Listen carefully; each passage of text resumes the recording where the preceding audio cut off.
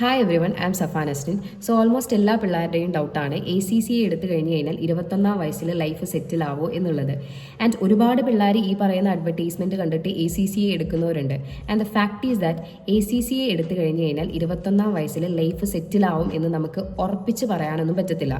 നമുക്ക് പറയാം ഓൾമോസ്റ്റ് ഒരു 25-50% ഒക്കെ നമ്മുടെ ലൈഫ് ഏകദേശം സെറ്റായി എന്നുള്ളതൊക്കെ പറയാമെന്നുണ്ടെങ്കിലും ലൈഫ് കംപ്ലീറ്റ്ലി സെറ്റായി എന്നുള്ള കാര്യം നമുക്ക് ഉറപ്പിച്ച് പറയാൻ പറ്റുന്നൊരു സംഭവമല്ല. ആൻഡ് എലോൺ ഒരു ACCA ക്വാളിഫിക്കേഷൻ കൊണ്ട് മാത്രം നമ്മുടെ ലൈഫ് സെറ്റ് ആവത്തില്ല. നമ്മുടെ ലൈഫ് സെറ്റ് ആവണമെന്നുണ്ടെങ്കിൽ തന്നെ അതിന് ഇനിയും കുറേ കാര്യങ്ങളുണ്ട്.